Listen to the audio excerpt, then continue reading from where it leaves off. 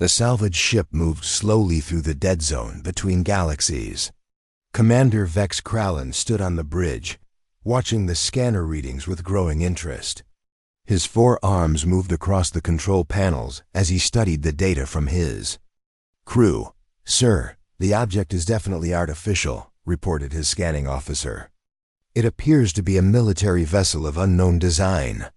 Vex's yellow eyes narrowed as he looked at the screen. The ship floating in space was unlike anything in the Coalition database. It was long and angular, with burn marks covering its dark metal hull. Parts of it were missing, torn away by weapons fire that must have happened long ago. "How long has it been drifting?" Vex asked. "Computer estimates at least 300 years, maybe more," came the reply. "The metal shows signs of deep space exposure over centuries." Dr. Nira Quellos walked onto the bridge, her tall blue form moving gracefully despite the ship's artificial gravity. She was the Coalition's best scientist when it came to studying alien life forms. Her silver hair gleamed under the bridge lights as she approached Vex. "Commander, I've been studying the scans of that vessel," she said, her voice carrying the musical tone of her species. "The design matches historical records from the human archives." Vex felt his secondary hearts skip a beat. Humans had been extinct for over 3 centuries. Everyone in the galaxy knew the story. They had been a violent, unpredictable species that had fought wars across dozens of star systems before finally destroying themselves in what historians called the Great Purge Wars. "Are you certain, Doctor?" Vex asked. "The hull configuration, the weapon placement, even the metal composition all match what we know about human military vessels," Nira replied. "If I'm right, this could be one of their warships from the final period of their civilization." Vex made his decision quickly. The Coalition was facing new threats from the mysterious Shadow Fleet that had appeared from dark space 6 months ago. Their attacks were getting bolder, their technology more advanced. The Coalition military was struggling to find effective countermeasures. If this was really a human ship, it might contain technology or information that could help them. Humans had been legendary fighters, known throughout the galaxy for their unusual tactics and fierce determination in battle. Even their enemies had respected their combat abilities. "Prepare a boarding party," Vex ordered. "Full environmental suits and scanning equipment. I want to know everything about that ship." 2 hours later, Vex and Nira floated through the airlock of the human vessel. Emergency lights flickered weakly in the corridors, powered by some backup system that had somehow kept working for 3 centuries. The air was thin and cold, but their scanners showed it was still breathable. The ship's interior was different from Coalition vessels. Everything was built for beings much smaller than most galactic species. The corridors were narrow, the doorways low. Equipment was mounted at heights that would be comfortable for creatures about 2/3 the size of an average Zeltharian. "The design is so compact," Nira observed, running her scanner over a control panel. "They built everything to use the minimum amount of space possible." "Efficient," Vex agreed. Even their military architecture shows they were a practical species. They moved deeper into the ship, following a map that Nira had created from their external scans. The vessel was larger than it appeared from outside, with multiple levels and compartments. Many areas showed signs of battle damage. Blast marks scorched the walls, and some sections were sealed off where the hull had been breached. In what appeared to be the command center, they found evidence of the ship's final battle. Computer screens were cracked, control stations were damaged, and there were dark stains on the floor that their scanners identified as dried blood. The battle had been fierce, and the humans had fought to the very end. "Commander, you need to see this," called one of the boarding party members from deeper in the ship. Vex and Nira followed the voice to a heavily reinforced section near the ship's core. The area was different from the rest of the vessel. The walls were thicker, the doors more secure. It looked like some kind of protected vault or medical facility. Inside, They found rows of cylindrical chambers, each one about the size of a person. Most were empty, their transparent covers open, and their internal systems dark. But one chamber in the center of the room was still active. Lights blinked steadily on its control panel, and a soft humming sound came from its machinery. Nira approached the active chamber carefully, her scanner held ready. As she got closer, she gasped and stepped back. "Commander, there's someone inside," she said, her voice filled with amazement. Vex moved to stand beside her and looked into the chamber. Inside, perfectly preserved behind a layer of transparent metal, was a human being. The creature was smaller than Vex had expected, but even in suspended animation, it radiated a sense of strength and purpose. The human appeared to be male. Based on the physical characteristics described in Coalition databases, he had short dark hair and pale skin marked with several scars. His body was lean but muscular, built like a natural fighter. Around his neck hung metal tags with writing that Nira's scanner translated as identification markers. According to these tags, his name is Jake Morrison, Nira read from her scanner. Lieutenant Colonel, age 34, Special Operations Division. Special Operations, Vex repeated. That would make him one of their elite warriors. Nira studied the chamber's systems carefully. The technology was crude compared to modern Coalition medical equipment, but it had worked perfectly for over 3 centuries. The human's vital signs were stable, his body preserved in perfect condition. "Commander, this is incredible," she said. "This human has been in suspended animation since before his species went extinct. He might be the last living member of his entire race." Vex thought quickly. The Coalition Council had been debating what to do about the Shadow Fleet for months, without reaching any conclusions. Traditional military tactics weren't working against these new enemies. Perhaps they needed to think like humans had thought, to fight with the same unconventional methods that had made humans so effective in battle. "Can he be revived?" Vex asked. Nira ran more detailed scans of the chamber and its occupant. "The preservation system is still functioning perfectly. His brain shows no signs of damage, and his body appears to be in excellent condition. With proper medical support, yes, I believe he could be awakened. Then we take him back to the station," Vex decided. "The Council needs to know about this discovery." "Sir, with respect, are you sure that's wise?" asked one of the boarding party members. "The historical records about humans are quite clear about their unpredictable nature." Vex considered this.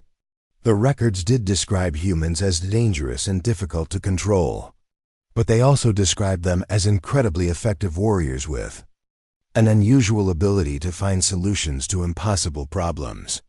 Right now, the Coalition needed exactly that kind of thinking. "We're facing an enemy we don't understand using tactics we can't predict," Vex said. "Maybe we need someone who thinks differently than we do."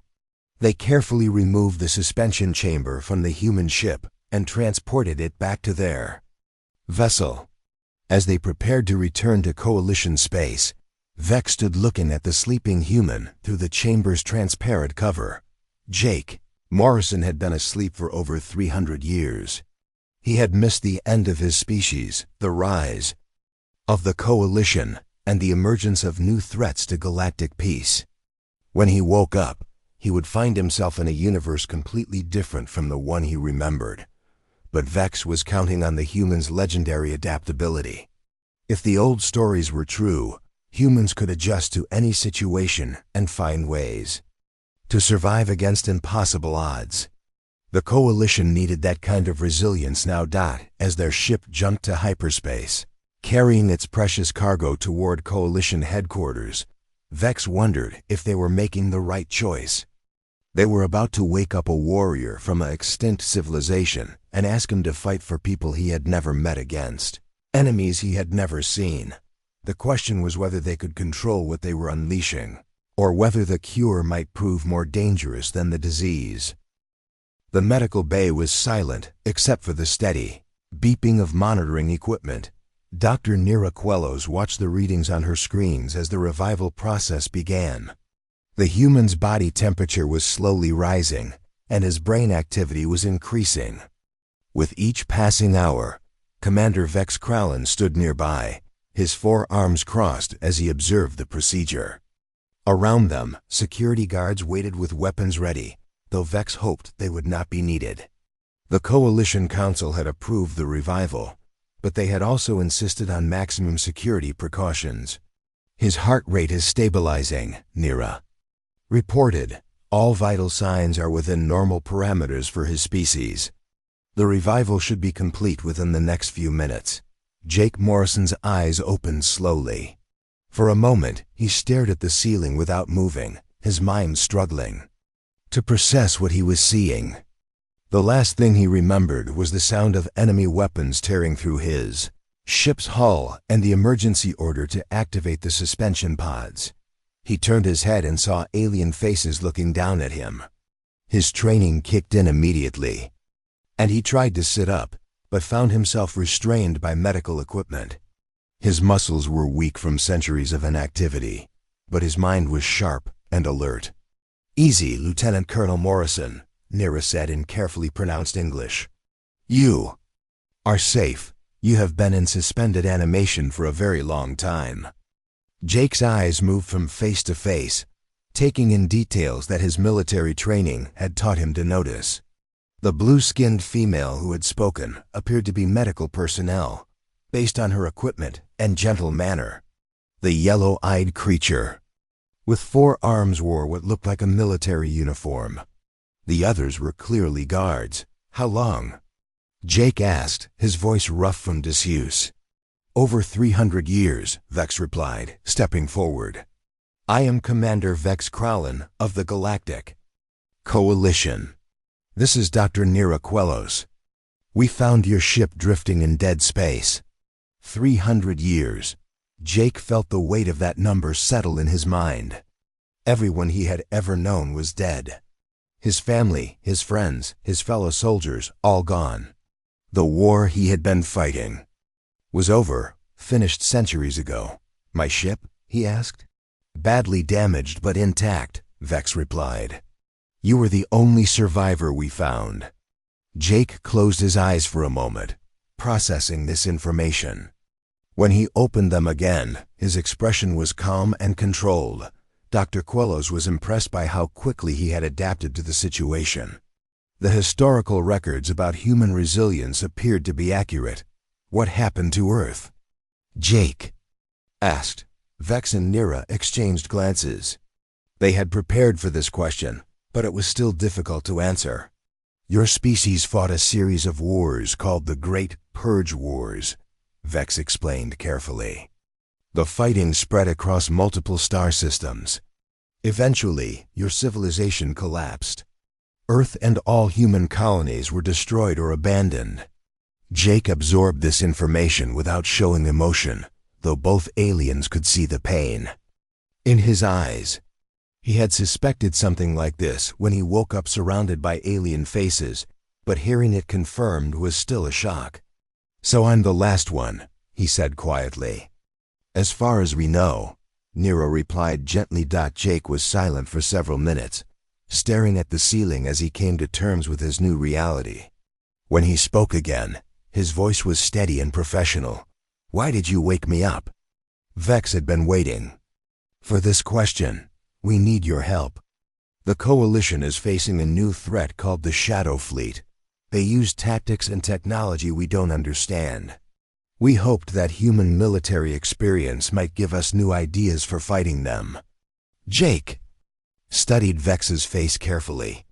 His years of military service had taught him to read people, and he could see that the alien commander was desperate. Whatever this Shadow Fleet was, it had the Coalition scared. You want me to fight for you, Jake said. We want to offer you a place in our military, Vex corrected. Rank, resources, a chance to make a difference. Your species may be gone, but you could help save others. Jake considered this. He had spent his entire adult life as a soldier, fighting to protect humanity and its colonies. Now humanity was gone, but the fight continued with different players. The idea of sitting idle while others faced extinction did not appeal to him. "I'll need to learn about your technology, your enemies, your capabilities," he said. "Of course," Vex replied, relieved. "We'll provide you with everything you need." Over the following weeks, Jake threw himself into learning about the new universe. He found himself in. He studied coalition technology, military doctrine, and the history of the past 3 centuries. His ability to absorb and understand new information impressed his teachers. Dr. Quello spent hours with him, helping him understand the different species that made up the coalition. She was fascinated by his psychological profile and how he adapted to each piece of disturbing news about his situation. "You handle loss differently than most species," she observed during one of their sessions. "Soldiers learn to deal with loss," Jake replied. "If you spend too much time mourning the dead, you can't protect the living." But Jake was doing more than just learning. His military training had taught him to gather intelligence, and he was carefully studying his new environment. He noticed things that his alien hosts didn't think to hide: the way guards positioned themselves, the security codes they used, the layout of the station.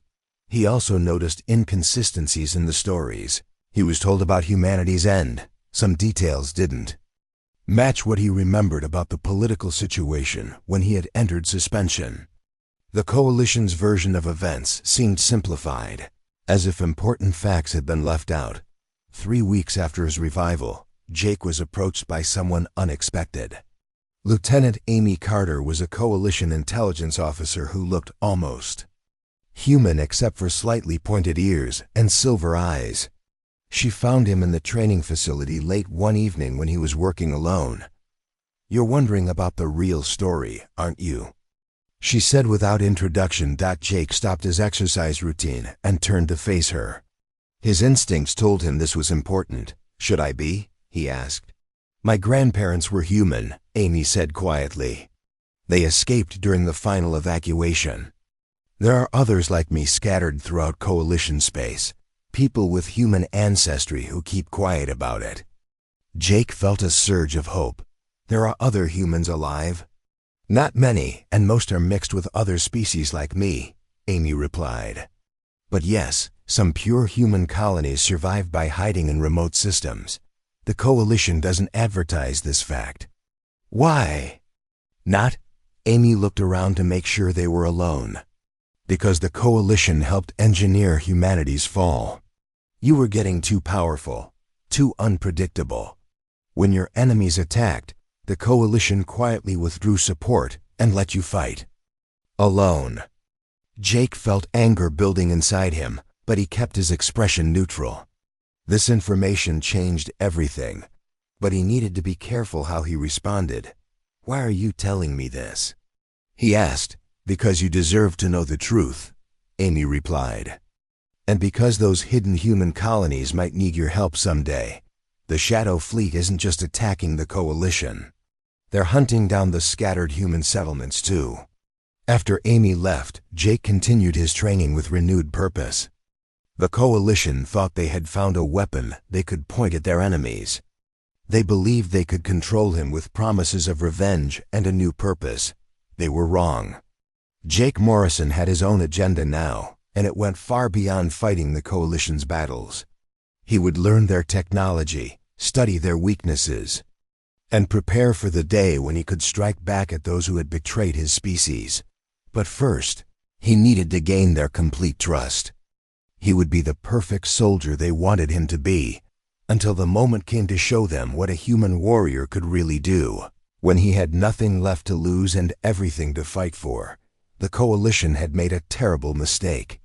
They had woken up humanity's wrath, and they had no idea how to put it back to sleep. The alarm bells screamed through Coalition Station Alpha as enemy ships appeared on the outer sensors. Commander Vex Kralin rushed to the command center, his 4 arms moving quickly across the control panels as reports flooded in from his officers. "Shadow Fleet, sir," reported the scanning officer. 12 ships, heavy assault class. They're moving fast toward the station. Vex felt his heart racing. This was the largest Shadow Fleet attack they had seen so far. The enemy ships were dark and angular, covered in armor that seemed to absorb sensor beams. No one knew where they came from or what they wanted, but their attacks had been getting stronger each month. All defense platforms online, Vex ordered. Ready the fleet for combat. In the military preparation area, Jake Morrison was suiting up in coalition battle. Armor. The past 2 months of training had prepared him for this moment. He had learned to use coalition weapons, studied their battle tactics, and proven himself in simulation after simulation. Dr. Nira Quellos watched him check his equipment with practiced efficiency. His movements were smooth and confident, showing none of the uncertainty she had expected from someone using alien technology for the first time. "Are you ready for this?" she asked. Jake looked up from his weapon check. "I've been ready for 300 years. The Coalition had assigned him to strike Team 7, an elite unit tasked with boarding enemy vessels during combat. The team leader was Captain Rex Mordo, a veteran Zelfarian warrior who had initially been skeptical about having a human on his squad. "Remember the plan, Morrison," Captain Mordo said as they prepared to board their assault shuttle. "We follow Coalition protocol, no independent action. You stick with the team and follow orders." "Understood, sir," Jake replied, but his tone was flat and emotionless. The battle began as their shuttle launched from the station. Jake watched through the viewing port as Coalition ships engaged the Shadow Fleet vessels. Energy beams lit up space between the two forces, while explosions marked where ships were hit or destroyed. The Shadow Fleet fought differently than anything in Coalition records. Their ships moved in unpredictable patterns, appearing to retreat, only to suddenly attack from unexpected angles. Their weapons were powerful and accurate, cutting through Coalition shields like they were made of paper. "Target acquired," the shuttle pilot announced. "Shadow Fleet cruiser, moderate damage, preparing for boarding approach." Jake studied the enemy ship through the scanner display. The Shadow Fleet vessel was larger than their shuttle, but smaller than the Coalition capital ships. Dark metal covered its hull, broken by glowing lines that pulsed with energy. It looked alien in a way that was different from Coalition technology. "Boarding in 30 seconds, Captain Mordo announced to his team. "Remember, we secure the bridge. Download their computer data and extract. Simple operation." The shuttle attached to the Shadow Fleet ship with a heavy clang. Cutting tools opened a hole in the enemy hull, and Strike Team 7 moved through the breach. Jake followed at the rear of the formation, as ordered. Inside the Shadow Fleet ship, everything was wrong. The corridors were too narrow and too tall, designed for creatures that were thin and much taller than most galactic species. The walls were covered in symbols that hurt to look at directly, and a low humming sound seemed to come from everywhere at once. "Hostile contact ahead," reported the team's point man. Jake saw them first. The Shadow Fleet crew members were unlike anything he had studied in Coalition databases. They were tall and thin, with gray skin that seemed to shift and move in the dim light. Their faces were angular and sharp, with large black eyes that reflected no emotion. The Coalition team opened fire according to standard tactics. Their energy weapons were effective, but the Shadow Fleet defenders responded with weapons that fired some kind of dark energy that seemed to bend light around it. Captain Mordo's carefully planned assault quickly turned into chaos. The Shadow Fleet crew fought with tactics that made no sense according to Coalition military doctrine. They appeared in unexpected places, used cover in impossible ways, and seemed to coordinate without any visible communication. "Team 7 is taking heavy casualties," Captain Mordo reported over his comm system, requesting immediate support. Jake watched as his teammates fell one by one to enemy fire. The Coalition soldiers were brave and well-trained, but they were fighting an enemy that didn't follow the rules they had learned. Their textbook tactics were useless against opponents who thought completely differently. "Morrison, stay back and cover our retreat," Captain Mordo ordered as another team member. Went down, but Jake had seen enough. The coalition was losing this fight because they were trying to fight a new enemy with old methods. It was time to show them how humans handled impossible situations. "Negative, sir," Jake replied calmly. Before Captain Mordo could respond, Jake broke from the formation and moved forward alone. He ignored the careful cover positions that coalition doctrine required and instead began moving through the ship in ways that made no tactical sense to his alien teammates, but Jake wasn't following coalition tactics. He was fighting the way humans had always fought when facing superior technology and unknown enemies. He used speed instead of careful planning, unpredictability instead of formation discipline, and pure aggression instead of measured responses.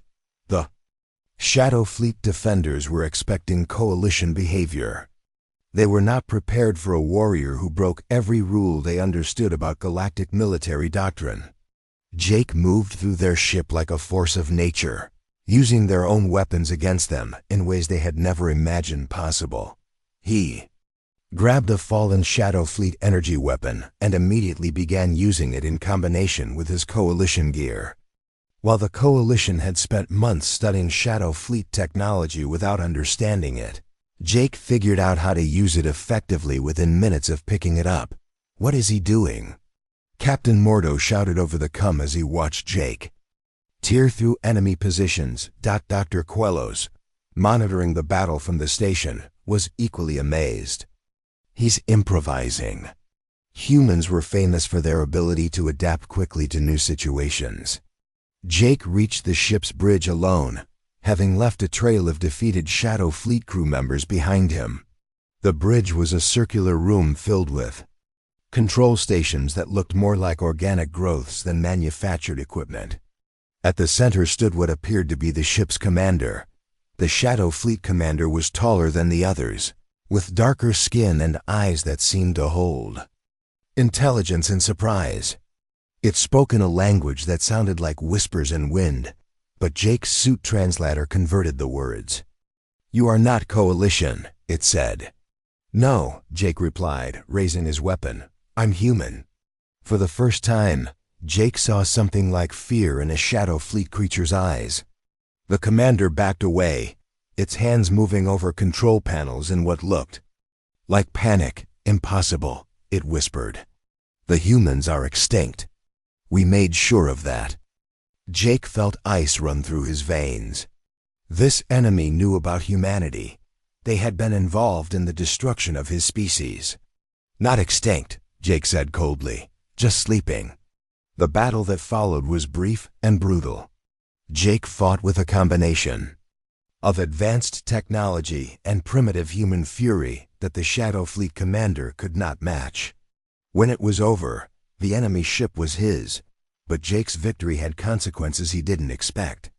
His suit's communication system had been broadcasting throughout the battle, and every ship in both fleets had heard the Shadow Fleet commander's words about humans being extinct. "Morrison, what did that creature mean?" Captain Mordo demanded. Over the comm. Jake looked around the captured bridge, studying the alien technology and the data files he could now access.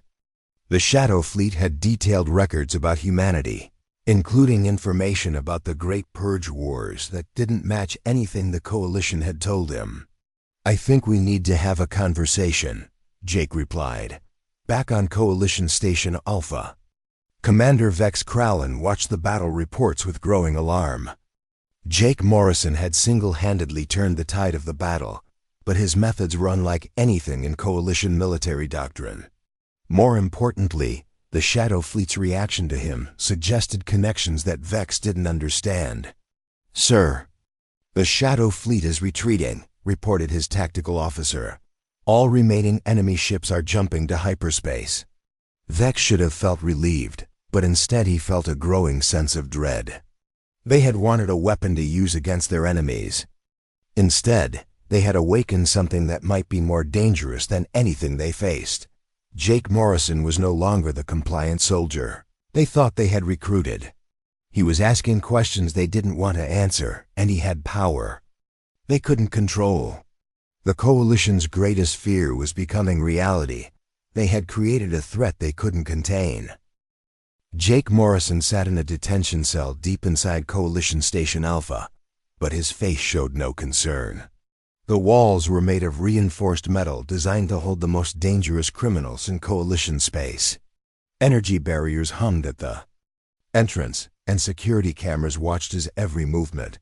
Commander Vex Kralin stood outside the cell, studying the human who had become their biggest problem. 3 days had passed since the Shadow Fleet battle, and Jake had spent most of that time under interrogation. The Coalition Council wanted answers about his connection to the enemy and his knowledge of things he should not know.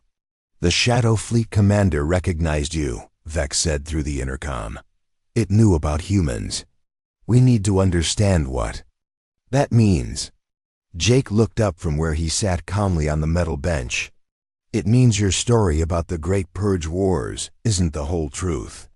Dr. Nira Quellos approached the cell, carrying a datapad with her research. She had been analyzing the information Jake had downloaded from the Shadow Fleet ship before his capture. What she found had disturbed the entire Coalition leadership.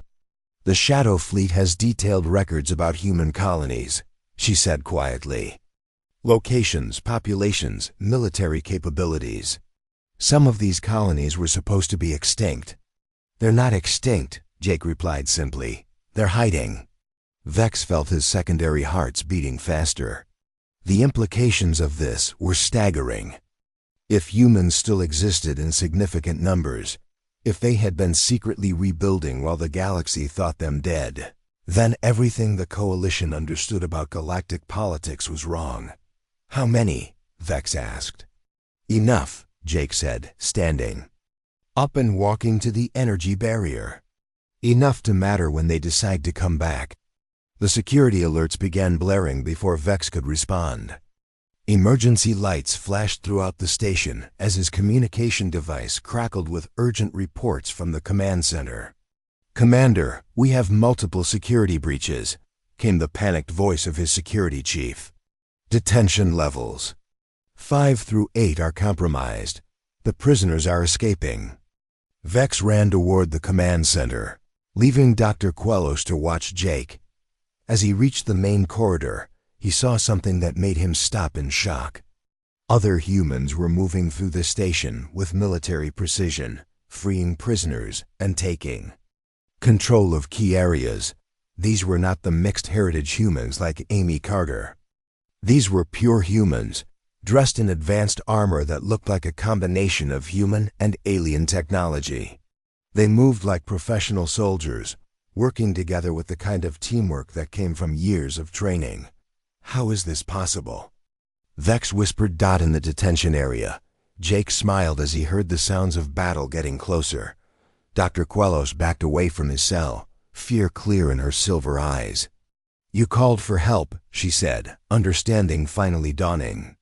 "I sent a message." "During the Shadow Fleet battle," Jake confirmed. "The hidden colonies have been waiting for 3 centuries to hear from other humans. When they got my signal, they came." The energy barrier around Jake's cell suddenly flickered and died. Captain Danny Brooks stepped into view, wearing the same advanced armor as the other rescue team members. He was tall and lean, with gray hair and scars that marked him as a veteran of many battles. "Jake Morrison," Danny said with a grin. "I was hoping we'd find you alive when we got that transmission." "Danny Brooks," Jake replied, stepping out of the cell. "Still causing trouble for aliens, I see." "Someone has to," Danny replied, handing Jake a set of armor and weapons. "Dr. Lisa Hayes sends her regards, by the way. She's very interested in meeting the human who made the Coalition panic." As Jake suited up in the human equipment, Dr. Quellos watched in fascination. The armor was clearly human designed, but incorporated technology from multiple alien species.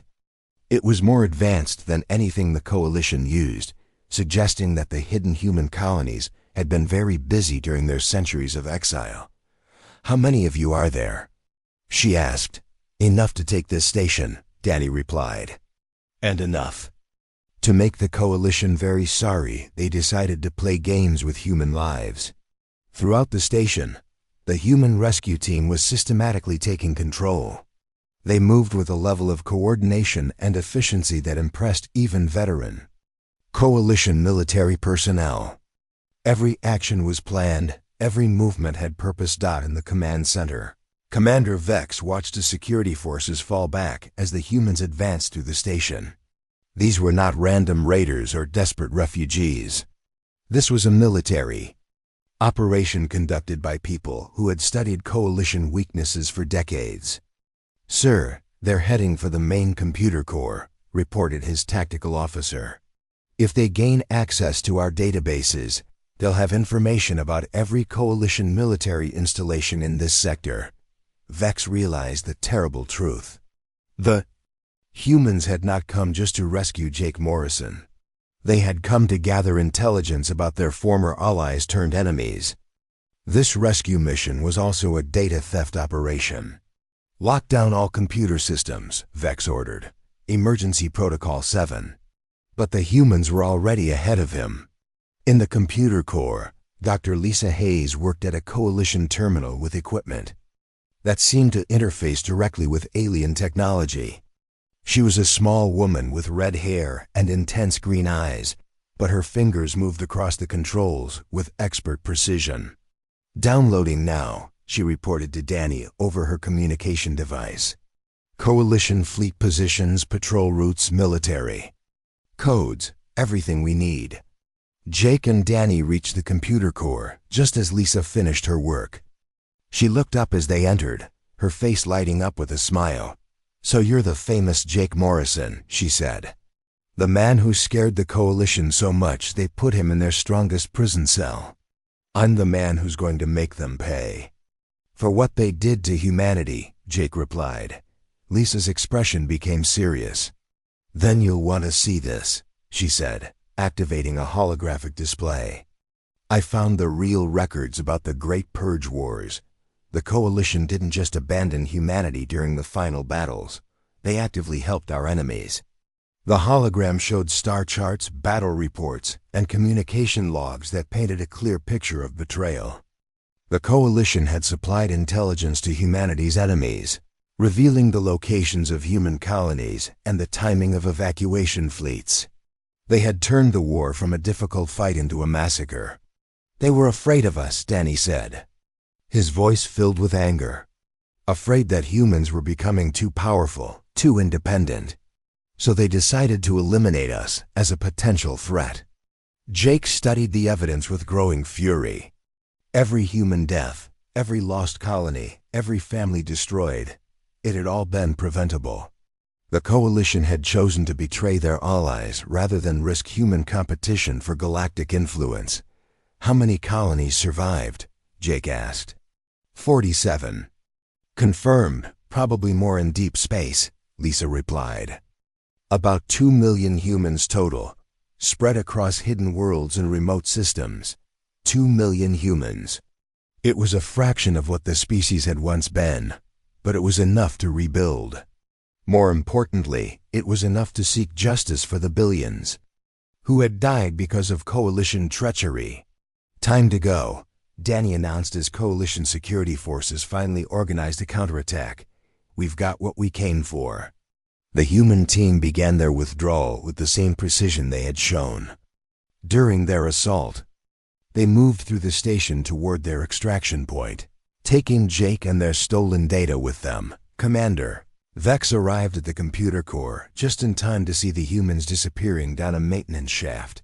Dr. Quello stood among the damaged equipment, looking shaken by what she had witnessed. "They took everything," she said quietly. "Fleet positions, patrol schedules, classified research data. They know more about our operations now than some of our own officers." Vex realized that the Coalition had made a terrible mistake. They had thought they were reviving a single human warrior to use as a weapon. Instead, They had awakened an entire hidden civilization that had spent 3 centuries preparing for revenge. "Contact the Council immediately," Vex ordered. "Tell them we have a new war on our hands. And this time, we created our own enemy." As the human ship disappeared into hyperspace, carrying Jake Morrison back to his people, the Coalition began to understand the true consequences of their actions. They had betrayed humanity once and thought they had gotten away with it. Now they were about to learn that humans never forget, and they never forgive. The Nexus system had become the center of the largest space battle in 3 centuries. Jake Morrison stood on the bridge of the human flagship New Earth, watching as Coalition and Shadow Fleet vessels converged on his position. Both enemy fleets had come to destroy the human survivors once and for all. "Coalition fleet approaching from Sector 7, reported Captain Danny Brooks from his tactical station. "Shadow fleet coming in from Sector 12. They're trying to catch us between them." Jake studied the tactical display with calm focus. 47 human ships faced over 200 enemy vessels, but he felt no fear. For 3 months he had been working with the hidden human colonies to prepare for this moment. Today would decide whether humanity would reclaim its place in the galaxy or face final extinction. "Dr. Hayes, are the captured Coalition ships ready?" Jake asked. Lisa Hayes looked up from her engineering console, her red hair tied back for battle. "All systems modified and operational. The Coalition won't recognize their own technology when we're done with it." Jake smiled grimly. The humans had spent their rescue operation downloading Coalition military codes and studying their technology. Now dozens of captured Coalition vessels fought alongside the human fleet, their systems reprogrammed and their weapons enhanced with human innovations. Commander Vex Kralin commanded the Coalition attack fleet from his flagship Destiny. He stared at the human formation with growing unease. The reports from his scouts made no sense according to standard military doctrine. The humans were positioning their ships in patterns that seemed tactically impossible. "They're spreading. Their fleet too thin," his tactical officer reported. "Their formation has gaps that our ships could exploit easily." Vex frowned. Jake Morrison had proven to be anything but predictable during their previous encounters. If the human formation looked vulnerable, it was probably a trap. On the other side of the system, the Shadow Fleet approached in their dark ships. Their commander was a tall, angular being known as High Reaper Zenth. His black eyes reflected no emotion as he studied the human fleet formation. "The humans positioned themselves poorly," he said to his bridge crew. "They learned nothing during their centuries of hiding, but High Reaper Zenth was wrong. The humans had learned everything." "All ships, begin Phase 1, Jake commanded. The human fleet suddenly scattered in 12 different directions, moving at speeds that seemed impossible for ships of their size. The Coalition and Shadow Fleet forces found themselves chasing targets that vanished and reappeared in unexpected locations. Jake had studied both enemy fleets for months, learning their tactics and weaknesses. The Coalition fought with careful formations and established protocols. The Shadow Fleet used coordination and overwhelming firepower. Both approaches had strengths, but they also had predictable patterns that humans could exploit. "Coalition flagship is moving to intercept Group 3, Danny reported. "Shadow Fleet is trying to surround Group 7. "Perfect," Jake replied. "Activate the Morrison protocol." Throughout the human fleet, ships began executing maneuvers that no alien military academy had ever taught. Human vessels used captured Coalition technology in ways the original designers had never imagined. Shadow Fleet weapons were turned against their creators using modifications that seemed impossible. The battle became chaos as human ships appeared and disappeared throughout the system. They struck at enemy vessels from unexpected angles, used captured ships to confuse targeting systems, and coordinated attacks that required split-second timing across vast distances. "Commander, Vex watched in horror as his carefully organized fleet formation fell apart. Human ships were everywhere and nowhere, hitting his vessels with weapons that shouldn't exist and tactics that made no logical sense. "Sir, they're using our own identification codes against us," his communication officer reported in panic. "Our automated defenses can't tell friend from enemy." "All ships switch to manual targeting," Vex ordered, but it was too late. The humans had already exploited the confusion to destroy a dozen Coalition vessels and capture 6 more. High Reaper Zenth was having similar problems. His shadow fleet had been designed to fight enemies who followed predictable patterns. The humans fought like a force of nature, unpredictable and constantly changing. "They are using our own vessels," his tactical officer reported. "Shadow fleet. Ships are firing on each other because the humans have taken control of their targeting systems." Jake watched the battle unfold from his command chair, directing the human fleet with the same calm precision he had shown during his escape from Coalition Station Alpha. Every move had been planned, every tactic tested in secret for months. "Phase 2, he commanded. The scattered human ships suddenly converged on both enemy fleets simultaneously. In a move that should have been impossible, Jake had positioned his forces to attack the Coalition and Shadow Fleet at the same time, using their own formations against them. "Target the Coalition flagship," Jake ordered, "and prepare boarding parties for the Shadow Fleet command ship." "Sir, that's 2 separate operations at opposite ends of the system," Danny pointed out. "Then we'll have to be fast," Jake replied with a cold smile. The new Earth accelerated toward Commander Vex's flagship, while other human ships swarmed toward the Shadow Fleet command vessel. Jake had planned to fight both enemies personally, settling accounts with those who had destroyed his species. The Coalition flagship Destiny was a massive vessel with heavy armor and powerful weapons. As the new Earth approached, Vex ordered his ship to fire everything it had at the smaller human vessel. But Jake had studied Coalition technology for months. The new Earth's shields had been modified using captured enemy equipment, making them far more effective than they appeared. The ship absorbed the Coalition attack and kept coming. "Impossible," Vex whispered as the human ship smashed through his defenses. Jake led the boarding party himself, cutting through Coalition security forces with weapons that combined human creativity and alien technology. His destination was the bridge where Commander Vex waited with his remaining guards. The battle was brief and brutal. Jake fought with the fury of a man who had lost everything and the skill of a warrior who had trained for centuries. When it was over, Vex lay defeated at Jake's feet. "You destroyed my species," Jake said, standing over the fallen alien commander. "We feared you," Vex gasped, his forearms clutching his wounds. "Humans were becoming too powerful." "You were right to fear us," Jake replied coldly. Meanwhile, across the system, other human forces had captured the Shadow Fleet command ship. High Reaper Zenth found himself facing Dr. Lisa Hayes and a team of human scientists who had boarded his vessel. "You helped destroy Earth," Lisa said, her green eyes burning with anger.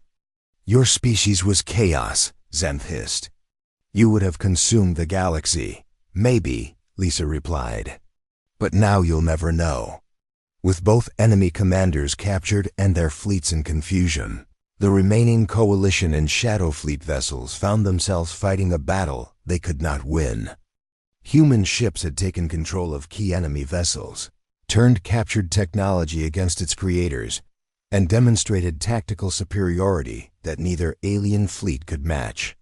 "All enemy vessels, this is Jake Morrison," came the broadcast across. "All frequencies. You have 30 seconds to surrender or be destroyed." The Coalition fleet was the first to give up, their ships powering down weapons and requesting terms. The Shadow Fleet tried to fight longer, but they too eventually accepted defeat when faced with the reality of human superiority. When the battle was over, Jake stood on the bridge of his flagship, looking out at a system filled with captured enemy vessels and defeated alien fleets. The largest space battle in 3 centuries had ended with complete human victory. What now? Danny asked. Jake thought about this question for a long moment. He had spent months planning this battle, driven by the need for revenge against those who had betrayed and destroyed his species. Now that victory was his, he felt something he had not expected: responsibility. "Now we rebuild," he said finally. "The galaxy forgot that humanity existed. It's time to remind them." Dr. Hayes approached with a tablet showing casualty reports and captured enemy assets. "We have control of over 100 enemy ships and access to their complete technological databases. With this technology and our own innovations, we can establish a new human civilization that will never again face extinction." Jake nodded, looking out at the stars that had once belonged to humanity and would belong to them again.